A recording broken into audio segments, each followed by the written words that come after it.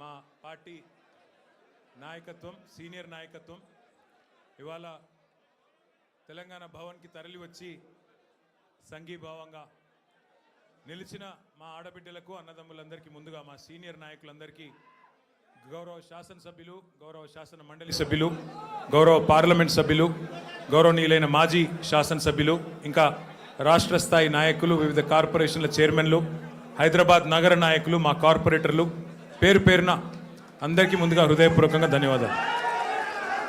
సరే, గత 2 ఏళ్లుగా తమ అసమర్థ పరిపాలన వైఫల్యాల నుండి ప్రజల దృష్టి మరల్చడానికి ఒకటి తర్వాత ఒకటి ఏవైతే కొన్ని కాలక్షేప కథా చిత్రాలు నడుపుతూ ఉన్నారో ఆ కాలక్షేప కథా చిత్రాల్లో భాగంగా, పరంపరలో భాగంగా ఇవాళ నాకు కూడా ఏదో నోటీసులు ఇచ్చి టెలిఫోన్ ట్యాపింగ్ మీద ఏదో విచారణ చేస్తామని చెప్పి పోలీస్ శాఖ వాళ్ళు పిలవడం జరిగింది. ఆ విచారణకు పూర్తిగా సహకరించి దాదాపు 7-7:30 గంటలు వారు అడిగిన అన్ని ప్రశ్నలకు కూడా సమాధానం చెప్పి నేను మీ దగ్గరికి వస్తూ ఉన్నాను. మొట్టమొదటి మాట ఏమంటే నేను వారిని సూటిగా అడిగాను. గత 2 సంవత్సరాలుగా మీరు ఈ విచారణ కొనసాగిస్తూ ఉన్నారు. ఈ 2 సంవత్సరాలలో లీకుల మీద లీకులు, ముఖ్యంగా మా పార్టీ లీడర్ల వ్యక్తిత్వ హననం చేసే విధంగా, క్యారెక్టర్ అసాసినేషన్ చేసే విధంగా మీరు ఏదైతే వ్యవహారం చేస్తున్నారో దీనికి బాధ్యులు ఎవరో అని అడిగిన వారు మాకు సంబంధం లేదండి, మీడియా ఏం రాస్తే మాకేం సంబంధం అని చేతులు దులుపుకునే ప్రయత్నం చేసినారు. వారు నేను సూటిగా అడిగాను, మీరు గత 2 సంవత్సరాలుగా మీరు ప్రతిసారి విచారణ పేరిట లేకపోతే ఏదో ఒక లీక్ ఇవ్వడము, లేదా విచారణకు పిలవకపోయినా ఏదో జరిగింది అంటూ మీరు లీక్ ఇవ్వడం, తెల్లారి హెడ్లైన్ కావడం, దానివల్ల ప్రజలు మరి నిజం అనుకొని భ్రమించే కొన్ని పరిస్థితులు వచ్చినాయి. ఇది మంచిది కాదు అని చెప్పిన వారిని సూటిగా అడిగిన నేను. మీరు అంటా ఉన్నారు, పేపర్లు రాస్తూ ఉన్నాయి, కొన్ని యూట్యూబ్ ఛానళ్ళు మరి ఇష్టం వచ్చినట్టు మాట్లాడుతున్నారు. కొంతమంది చాలా నా మాట అనడానికి నాకే సిగ్గుంది. కొంతమంది హీరోయిన్లను వీళ్ళేదో ట్యాప్ చేసి బెదిరించి ఇష్టం వచ్చినట్టుగా వాళ్ళు ఏదైతే అడ్డగోలు వ్యాఖ్యానాలు రాసినారో ఇది వాస్తవం అయితే నా ముందు పెట్టండి, చెప్పండి, ఎవరికి అట్లా జరిగింది దయచేసి చెప్పండి అని చెప్పాను.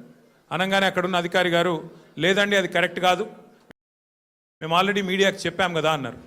నేను అన్నది ఏంటంటే, అయ్యా మరి మీరు కరెక్ట్ కాదు అని మీరు చెప్పిందేమో ఎక్కడో ఇంతంత వస్తుంది, మరి ఇష్టం వచ్చినట్టు మీరు ఇన్ని రోజులు నడిపిన కథనాలకు ఎవరు బాధ్యులు?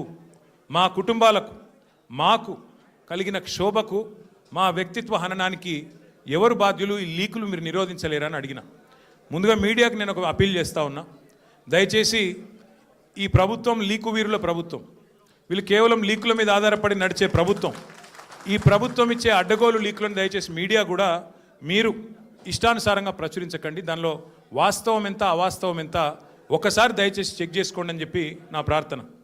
మొన్న హరీష్ రావు గారు పోయి రాగానే నేను ఆశ్చర్యపోయాను. వాళ్ళు ఇష్టం ఉన్న కథనాలు, హరీష్ రావు గారికి ఇంటి నుంచి భోజనం వచ్చిందని ఒకరు, హరీష్ రావు గారు ఇట్లా అయ్యారు అట్లా అయ్యారని ఎవరు, ఇంకో 16 ప్రశ్నలు అడిగినారని ఇంకొకరు, తెల్లారి మళ్ళీ పేపర్లలో అదే అన్న తెల్లారి పేపర్లలో ఇంకోటి, ఇవాళ నేను అక్కడ ఉన్నప్పుడు కూడా అట్లా వేసింటారు, ఫలానా ఆయన తీసుకొచ్చారు, ఇట్లా చేశారు, ఉక్కిరి బిక్కిరి, ఇన్ని ప్రశ్నలు. అంటే ఇది దయచేసి బాధ్యత గల మీడియా సంస్థలతో నా ప్రార్థన. 2 ఏళ్ళు అయిపోయింది, ఈ కాలక్షేపం జరగాల్సినంత జరిగింది, ప్రజలకు కూడా మీరు అందించాల్సినంత వినోదం అందించినారు. కానీ ఇకనైనా దయచేసి 1-2 సార్లు, ఎందుకంటే మాకు కూడా కుటుంబాలు ఉన్నాయి, మాకు కూడా అభిమానులు ఉన్నారు, మాకు కూడా కార్యకర్తలు ఉన్నారు, మాకు కూడా నియోజకవర్గాలు ఉన్నాయి, మాకు ఓట్లేసిన ప్రజలు ఉన్నారు, వాళ్ళు బాధపడతారు. ఇష్టం వచ్చినట్టు మీరు ఇట్లా వండి వార్చవద్దని చెప్పి నెంబర్ 1. రెండవది, వారిని నేను సూటిగా అడిగాను, సిట్ వాళ్ళను, మీరు ఫోన్ ట్యాపింగ్ మీద ఏదో విచారణ చేస్తున్నారు కదా, దయచేసి మీరు చెప్పండి, ఈరోజు రాష్ట్రంలో మా ప్రతిపక్ష పార్టీ నాయకులు, మా ఎమ్మెల్యేలవి, మా నాయకుల ఫోన్లు ట్యాప్ కావడం లేదా చెప్పండి మీరు అని అడిగిన. వాళ్ళు మాకేం సంబంధం, మాకు తెలియదు అని నీళ్ళు నమ్ములుతున్నారు తప్ప కావడం లేదు అని చెప్పే పరిస్థితి లేదు. రెండవది నేను అడిగాను, ఒక మంత్రి గారు స్వయంగా